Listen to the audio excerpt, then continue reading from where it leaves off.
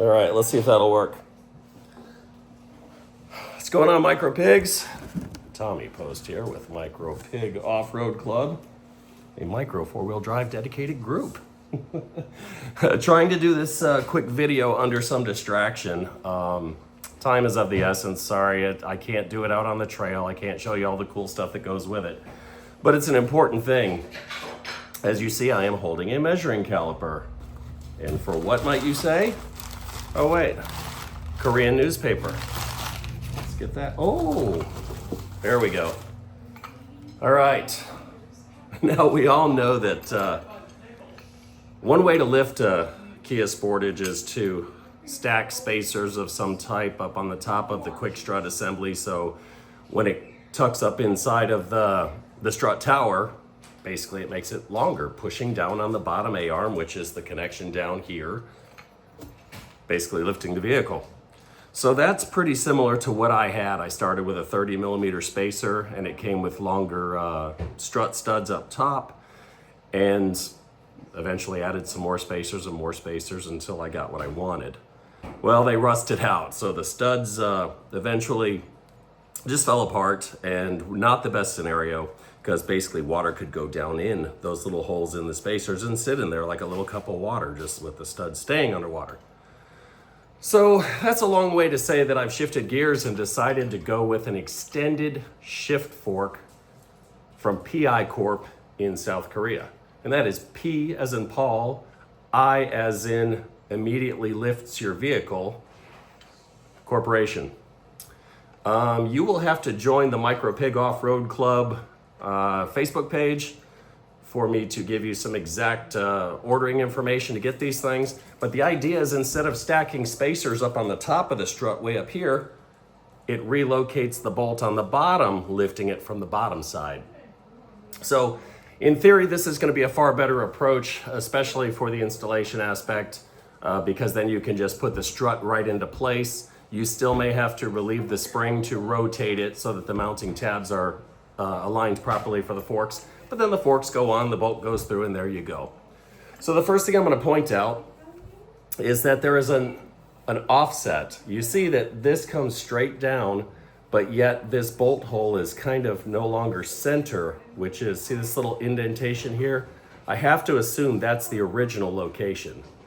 And this is a little offset from it so that on angle, when it mounts to the bottom of the strut, this offset will help relieve the geometry difference and put less stress on the top side of the strut itself. So that's why those are offset. Now let's get down to the nitty gritty of what matters most to everybody, is the amount of lift. Most of us, through our trial and error, we know that the multiplier for determining how much total lift you're going to get on your ride is about 1.7 to 1.72, which basically means if you raise it 10 millimeters somewhere here, by the time the geometry is put into effect, which with the levering action of the lower control arm, you will get more than 10 millimeters of total vehicle lift. You would get 10 times 1.7. So maybe somewhere around 17 millimeters of total lift. So every time I've tried something, it always seems to come out to that. So 1.7 conservatively, 1.72 has been reported by different individuals. So just to keep this thing brief and to get to the nitty gritty of it, those little dimples that you see right here, I can only assume again that that is the factory central location for the bolt. So you're adding from here to decide, multiplying it by 1.7, what are you really going to get for lift? That's where the old measuring caliper comes in. Now I could get real precise with it and I could measure the actual diameter of the bolt, divide it in half. I could measure to the outside edge and subtract half of the thickness of the bolt, but not important for this moment. These are advertised as 35 to 45 millimeters. I had gotten some information on Facebook, folks who indicated that it was a 35 millimeter difference. This does not indicate 35 millimeters of difference, however. Measuring directly center to what is approximate center, and actually I would say conservatively center, It looks 1.85 inches. 1.85 inches difference. And it even, you can see that looks like nearly 2 inches. 1.85. So what does that come out to? Let me put this thing back. Actually, I can't use my phone. It's right there taking the video.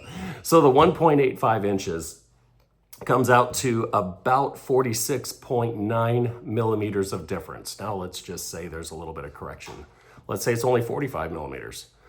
I did the quick math on it, and at the 1.85 inches multiplied by 1.7 came out to 3.14 inches of total lift. So it makes a lot of sense with a lot of people that are using that with no spacers at all and a 31-inch tire. 3 inches of lift is just about what you need with a little bit of minor trimming to make 31-inch tire work. So physical, actual measurement on these things as received, no less than 45 millimeters. And I think 45 millimeters of difference times 1.7 would probably come out to probably right at 3 inches maybe, because the 46.9 millimeters that I physically measured here roughly was 3.14 inches. So you're still looking at getting 3 inches in the front. Anxious to put them on, see if that is the case, but geometry and math doesn't lie, so should be just fine.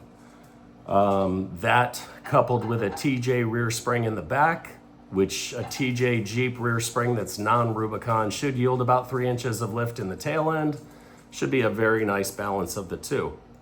So closing out right now, anxious to put these things on, and I will follow up when I have some on the vehicle information and maybe a little bit of testing.